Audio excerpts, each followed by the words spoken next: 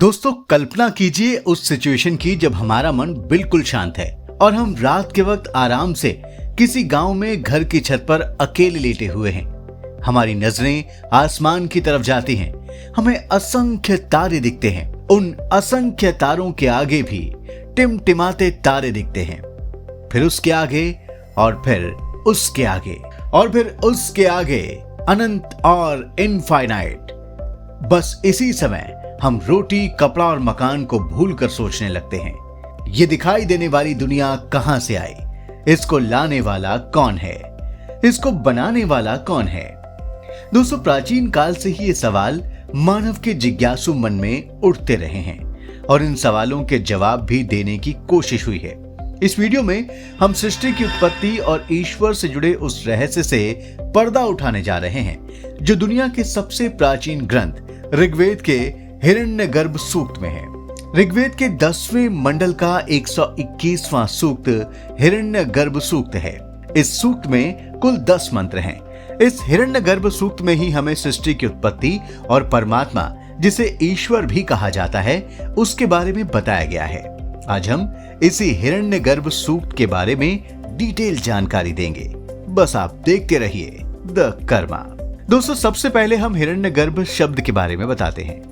ये दो शब्दों हिरण्य और गर्भ से मिलकर बना है। हिरण्य का अर्थ होता है स्वर्ण या सोना, जबकि गर्भ का अर्थ हम सभी जानते हैं, जिससे कोई चीज जन्म लेती है। गर्भ को अंडा भी कह सकते हैं। तो हिरण्य गर्भ का अर्थ हुआ सोने का गर्भ या सोने का अंडा। क्योंकि इस गर्भ या अंडे से संपूर्ण जगत की उत्पत्ति होती है, इसलिए इसे ब्रह्मांड या कॉस्मिक एग भी कहा जाता है। इसे सृष्टि का बीज भी कह सकते हैं। सृष्टि और प्रलय का चक्र शुरू होने से पहले ये हिरण्य गर्भ ही था, जिसमें सूर्य, पृथ्वी, अंतरिक्ष आदि सारी सृष्टि कारण रूप में समाई हुई थी। दोस्तों, इस सूक्त के ऋषि हिरण्यगर्भ प्रजापति हैं और इस सूक्त के देवता का नाम हिरण्यगर्भ है। जहां हिरण्यगर्भ से ईश्वर या परमात्मा का अर्थ लगाया जाता है, यानी वो गर्भ जहां हर कोई वास करता हो। हिरण्यगर्भ शब्द का जिक्र कई वेदांत ग्रंथों में भी आया है। इस शब्द का ब्रह्म या ब्रह्मा जी के लिए भी प्रयोग हुआ है। ब्रह्म और ब्रह्मा जी एक ही ब्रह्म के दो अलग अलग तत्व हैं। ब्रह्म अव्यक्त अवस्था को दर्शाता है, जबकि ब्रह्मा जी ब्रह्म तत्व की तेजस अवस्था है। दोस्तों, हिरण्यगर्भ सूक्त का पहला मंत्र ही सबसे महत्वपूर्ण है। ये मंत्र है हिरण्यगर्भः समावर्तताग्रे भूतस्य जातः पतिरेकासित सदाधार पृथ्वीं ध्यामु ते महा कस्माय देवाया विषाविधेम।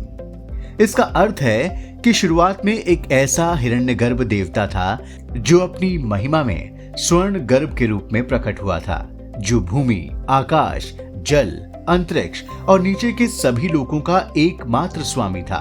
और उस देवता ने पृथ्वी और आकाश को धारण किया था।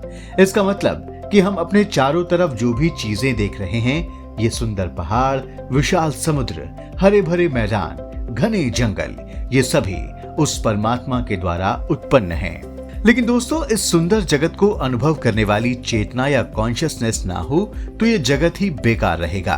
तब सवाल उठता है कि उस चेतना या कॉन्शियसनेस की उत्पत्ति किसने की? तो हिरण्यगर्भ सूक्त के मुताबिक उस चेतना की उत्पत्ति भी इसी हिरण्यगर्भ से हुई है। इस सूक्त के तीसरे मंत्र में यही कहा गया है।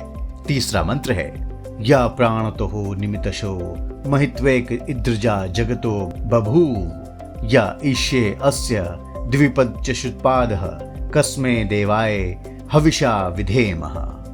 जिसका अर्थ है कि ये महान ईश्वर प्राणवान और अनुभव करने वाले सभी प्राणियों का स्वामी है। इस सूक्त के बाकी मंत्रों से मोटे तौर पर यही निकलता है कि संपूर्ण चराचर जगत इसी परम तत्व से उत्पन्न है, इसी में रहता है और फिर इसी में विलीन हो जाता है। यानी सृष्टि और प्रलय के चक्र के शुरू होने से पहले भी जिस सृष्टि के बीज को एक सुनहरे गर्भ के रूप में ब्रह्म तत्व ने धारण किया, उसी के तैयार होकर टूटने से पृथ्वी और अंतरिक्ष का जन्म हुआ। इसी घटना के बाद अनगिनत आकाश गंगा बनी, सौरमंडल बने, ग्रह और चंद्रमा बने और आगे जाकर पृथ्वी पर जीवन भी शुरू हुआ। दोस्तों, हिरण्यगर्भ सूक्त की तरह ही ऋग्वेद के नासदीय सूक्त और पुरुष सूक्त भी ईश्वर और सृष्टि की उत्पत्ति को बताते हैं। वास्तव में ऋग्वेद के ये तीनों सूक्त 1927 में आई बिग बैंग थ्योरी से काफी मिलते जुलते हैं। इसलिए ये दावा किया जाता है कि पश्चिम के वैज्ञानिकों ने जो थ्योरी 1927 में खोजी, उसके बारे में हजारों साल पहले भारत के मनीषियों को पता था। नासदीय सूक्त के मुताबिक ब्रह्मांड की रचना से पहले न तो सत था, न ही असत था, न ही आकाश था, न ही पृथ्वी थी और न ही पाताल लोक था। यानी ब्रह्मांड की रचना से पहले न तो अंतरिक्ष था, न समय और न ही कोई भौतिक पदार्थ, केवल अंधकार था। दोस्तों, नासदीय सूक्त और हिरण्यगर्भ सूक्त की तरह ही बिग बैंग थ्योरी भी आगे बढ़ती है। बिग बैंग थ्योरी के अनुसार भी अंतरिक्ष पहले से मौजूद नहीं था, बल्कि इसकी रचना बहुत ही अजीबोगरीब स्थिति में हुई है, जहां एक अनंत घनत्व वाले सूक्ष्म बिंदु में विस्फोट हुआ।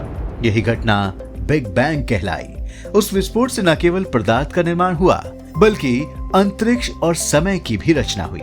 वेद के अनुसार ब्रह्मांड के निर्माण के समय जो नाद अथवा ध्वनि उत्पन्न हुई थी, वह ओम थी। बिग बैंग के अनुसार भी वह ध्वनि ओम से मिलती जुलती थी।